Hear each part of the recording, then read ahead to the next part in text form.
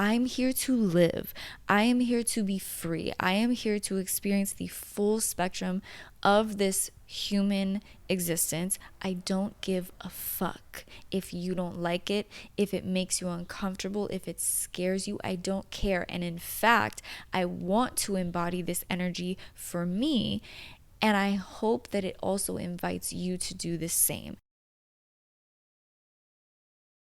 Hello, my loves, and welcome back to the podcast. My name is Issa. If you don't know who the fuck I am, and if you do know who I am, welcome back. It's so good to see you again. If you are new here, and especially if you are not new here and you have been watching the videos but you haven't subscribed, make sure that you go ahead and do that now. Turn your notifications on. I post podcast episodes every single week. Even when I'm not posting videos, I post on the podcast every week. So make sure to check that out below on all major streaming platforms just to make sure that you don't miss any of the good stuff, okay? Lately, my healing practice has looked like getting up in the morning, drinking some water, and first thing, throwing some ass. Getting in front of the mirror and throwing some ass, dancing, moving my hips, shaking some ass. I have been pole dancing a lot more lately. I have a pole in my apartment and I have been doing that in the mornings as well, just to get my body moving and get my energy flowing. And it feels so good. I'm also journaling and doing Reiki in the morning as well if I have the time. But that is like, that's what my spirit is wanting. As soon as I wake up, I just want to move. I want to dance. I want to be in my sensual energy. And so I felt inspired to talk about the beauty and the importance of reclaiming your divine sensual energy. This is something that I've talked about in the past on the YouTube channel. And it seems that a lot of people are wanting to tap back into this energy, to tap back into this nature of their being. And that makes me really fucking excited because this is one of my favorite things to talk about. And I don't talk about it a lot because, if I'm being completely honest, there is still some part of me that is a little bit like, ooh, like, do I really want to unpack this right now? Do I really want to dive into this right now when I know how there's one side where people are like, yes, I want this, I need this. And then there's the other side where people are like, you're going to burn in hell. And I'm sensitive, okay? Like, I don't always want to shake the table. I do always want to shake the table, but sometimes there's that wounded part of me that is like, oh, I don't really want to shake the table. But today we're going to shake the table a little bit. And if this is something that you have been wanting to explore, wanting to dive into, I hope this is helpful. So let's get into it. A disclaimer that I want to give is that tapping into your divine, sensual, sexual nature, it's about more than just physical pleasure. It's about more than just having better sex or having better orgasms or feeling more connected to your masculine partner or feeling pleasure in every aspect of your life. Okay, there are a lot of gurus, divine feminine gurus and coaches who their work is centered around that. And I have multiple videos talking about divine feminine energy and looking at it through a lens that is not super one dimensional. So if that's something that interests you, I'll leave those down below. But I just want to give that disclaimer. It is about that. It is about being able to tap into deeper, stronger physical pleasure, being able to connect more deeply with your partner in that way. But it's not just about that. It goes so much deeper than that. I think that when you are working with your divine, sensual, sexual energy, your sacral energy, you are working with the dark feminine. And the dark feminine is so much more than sex and pleasure. It goes really, really deep, and it can be so transformative and so powerful in a multitude of ways outside of feeling confident and sexy, and having really good orgasms, even though that's amazing and I want that for you. It's about so much more than that. So that's what we're going to be talking about. It's really important to understand that right now and for a long time, we live in a society that shames the expression of not only the divine feminine, but the dark feminine, our sacral energy, our sexual energy, our creativity, our sensuality, our sexuality, our desires. All of these things have been shamed for years and years. And I think that it's because the masculine that has had control over most of the world, and I say masculine as in masculine energy that has had a hold on most of the world for a long time, is afraid of this energy because of its own imbalances. And I'm talking of the collective consciousness that we exist in. There is an imbalance, right? And that we're not going to go down that rabbit hole. I'm kind of going a little bit on a tangent right now, but right now we live in a society that shames the expression of our sensual nature.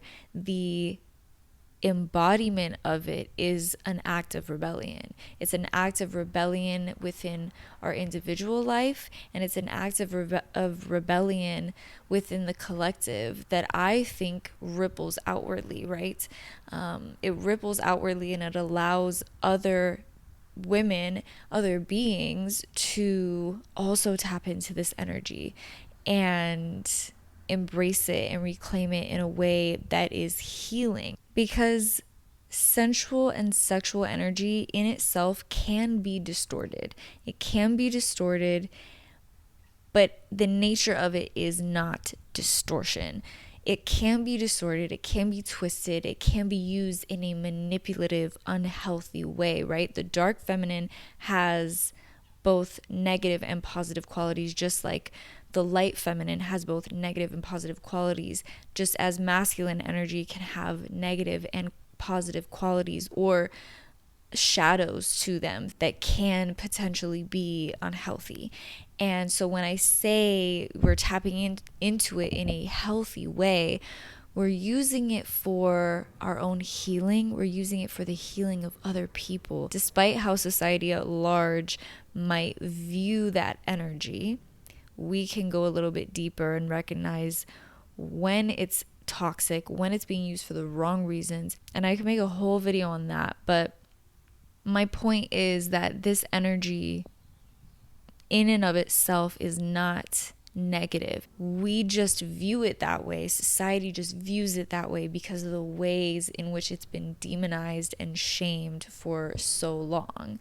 But in reality, tapping into this nature can be one of the most healing things that you can do. When you are suppressing your sexual energy, your sensual energy, you are also equally suppressing your creativity, your emotional expression, your intuition, your autonomy, your empowerment. They go hand in hand. You cannot shame one without shaming the other, because even if you just look at the sacral chakra, that energy center houses all of that. It houses your creativity, your intuition, your emotions, and your sexual energy. So they live in the same home. And sexual energy, I think, is really just one facet or one thread of our ability, our capacity to express truthfully, our capacity to feel truthfully and fully and completely. The sacral is connected very closely to the heart, right? And so when you are cutting off that energy, you're cutting off that expression out of shame, out of fear, out of guilt, out of feeling dirty or disgusting or wrong or whatever it is, you are also cutting off your ability to feel deeply, to connect with yourself deeply, to connect with others deeply, and not just in a sexual way. And you're also cutting off your intuition, your ability to create. Think of the womb, right? How do we create life? We create life through sexual energy. Sexual energy is creation. There's no, I'm getting irritated. I'm about to go on it. You know, when you can feel like a tangent building up and you're just like, that's how I'm feeling right now. There is nothing wrong or dirty or disgusting about it. We create life through our sexual energy. Nature, all of nature creates life through sexual energy. The birds and the bees, literally, right? There is nothing wrong about this energy other than what we have decided because of religious programming, okay? And if I'm losing you and you're over there fuming right now, I invite you to listen with an open heart. And if you can't listen with an open heart, I invite you to exit this video immediately, because why are you watching it to begin with? Thank you so much. So, what else happens when you are cutting off your creative expression, your ability or capacity to create, to birth something beautiful and magical into the world, your ability to express your emotions, your ability to connect with your intuition? What happens when you are cutting off this sensual energy is you are creating a deep sense of shame, because our emotions, our capacity for creation, our capacity to deeply feel and be present with whatever is happening in our body is a huge part of being human. So many of us are stuck in the mind. We're stuck in the mind, and we have put our intellect and our thought and our masculine energy on this pedestal collectively for thousands of years, when in reality, our feminine energy, our sexual energy, our capacity to feel is a huge part of what makes us human, right? And so when you are cutting off something that is a major aspect of who you are as an individual and as a human being, you are subconsciously and unconsciously saying to yourself, this is wrong. This part of me is wrong. I am wrong. These feelings are wrong. These desires are wrong. This expression is wrong. And the more that you suppress yourself, the deeper that shame gets. And shame is I think it's the lowest vibration. On, if you look at the scale of emotions, the vibrational scale of emotions, I'm pretty sure shame is the lowest. And when you are experiencing shame, it's really difficult to pull yourself out of that, because shame is this feeling of wrongness. It's this feeling of, there's something about me that needs to be fixed. There's something about me that is icky, that is awful, that is, it's almost terrifying to us, the idea of tapping into that energy. And I think that that's why there are so many people who are so adamantly against the expression of this energy, because when they see it being expressed in any type of way, whether it's healthy or unhealthy, when they see it being expressed openly, it's a reflection of the the fear that they have not yet overcome, the fear that they have internalized of what would happen to them if they were to express that energy. I mean, think of the witch wound, right? So many women have ancestors who were literally burned at the stake or stoned to death because of their expression of their gifts, of their magic. And that's directly connected to your sensual and sexual energy, directly connected to that capacity for creation. And so, yeah, it makes sense that there are people who are terrified of this energy. And I think that a lot of that fear also comes from what it means as far as our liberation, as far as our autonomy, as far as our free will. Because when you reclaim something that is so taboo and so shamed by society, you are a living embodiment of I don't give a fuck. I don't give a fuck. I'm here to live. I am here to be free. I am here to experience the full spectrum of this human existence. I don't give a fuck if you don't like it, if it makes you uncomfortable, if it scares you. I don't care. And in fact, I want to embody this energy for me. And I hope that it also invites you to do the same. So reclaiming this energy is so, so powerful. Uncovering your natural, comfortable expression of your sensual and sexual energy requires a presence with what is. It requires a presence with what is true. And that requires an openness to yourself. It requires a desire and a willingness to look at your shadows, to look at what is uncomfortable, to look at what is quote unquote ugly or negative about yourself. Tapping into this energy is shadow work. Again, when you're working with the dark feminine, you are doing shadow work. You are going into the depths of yourself, into the parts of yourself that have been shamed, that have been cast away, as a means of survival, as a means of being accepted by society. And you are saying, okay, how can I hold space for this?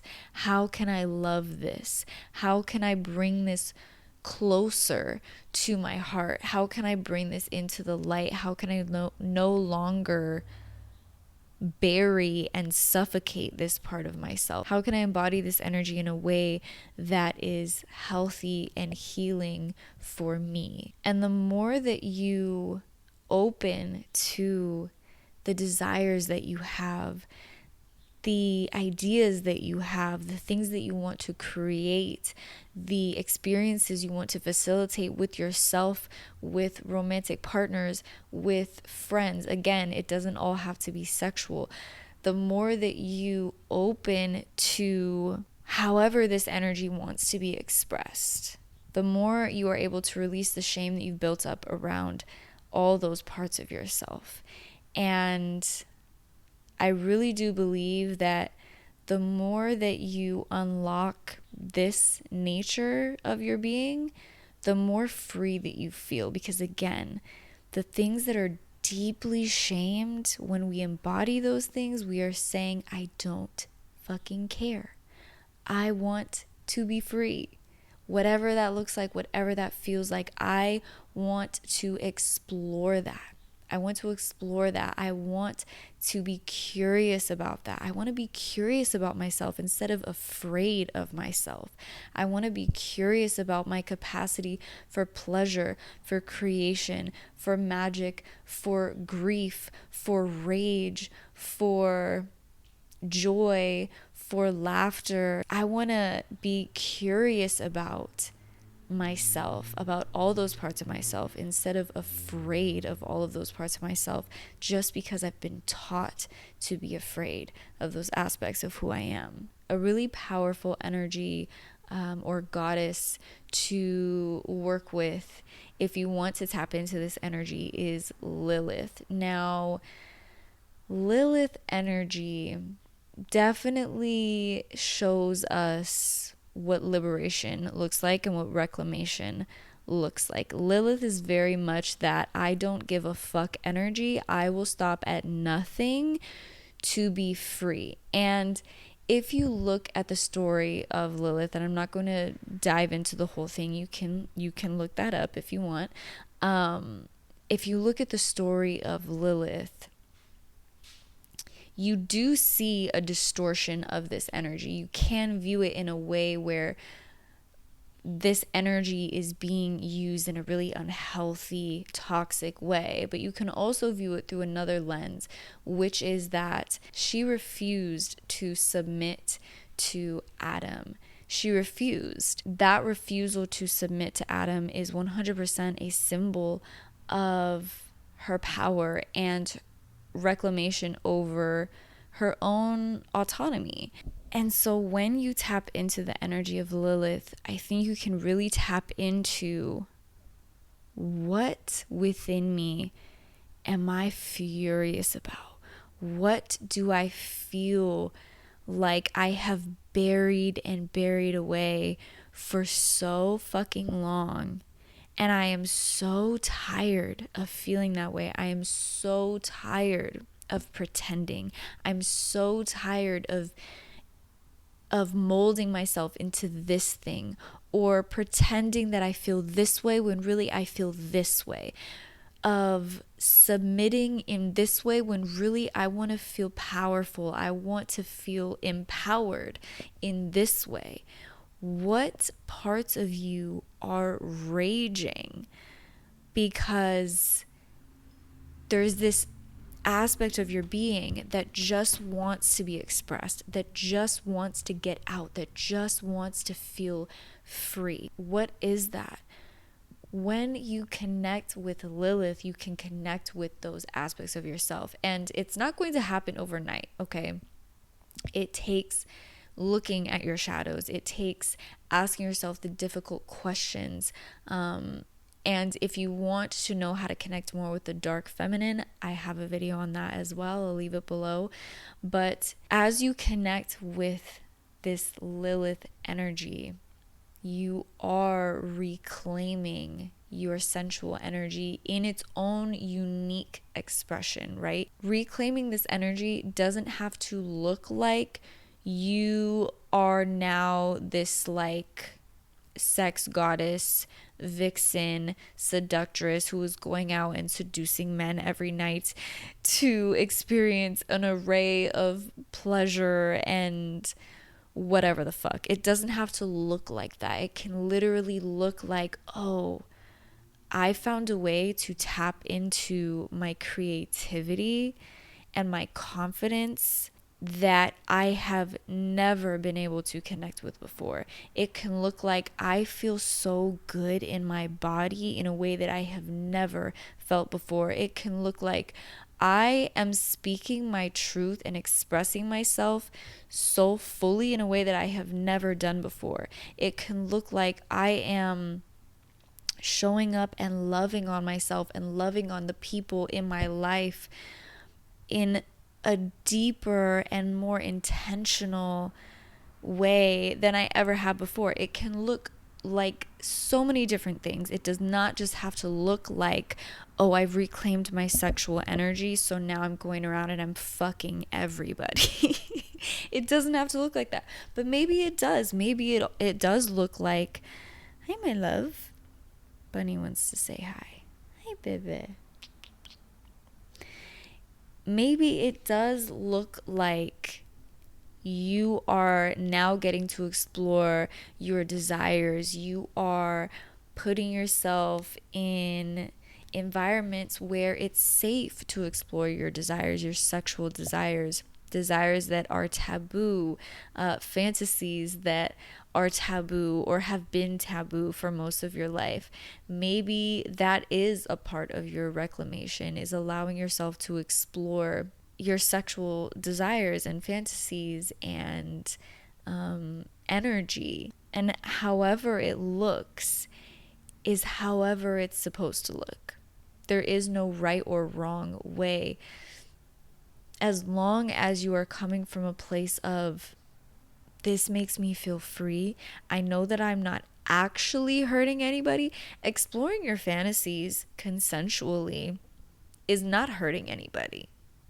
Learning how to pole dance, creating, living the artist life that you've always wanted to live, expressing your emotions, tapping into your magical intuitive gifts is not hurting anybody. There's a lot of people who will want you to believe that you're hurting somebody, but you're not hurting anybody, okay? Maybe people's feelings are hurt, people's egos are hurt, but you're not actually hurting anyone, right? And so as long as you are moving with integrity and you are moving from a place of, this is healing for me, and I know that it's healing for the people who are attracted to this, who are aligned with this energy, it's healing for me and it's healing for them, and it's not hurting anybody, so fuck you. That's what we're going for, right? We want to make sure that it's coming from a place of integrity and a place of alignment. And so long as that is the case, it doesn't matter. It doesn't matter what other people have to say about it, okay? So the last thing that I'll leave you with is, Lilith energy is very much fuck you energy. Reclaiming your sensual and sexual nature is very much, I love myself and fuck you. It's very soft and it's very raw and gritty.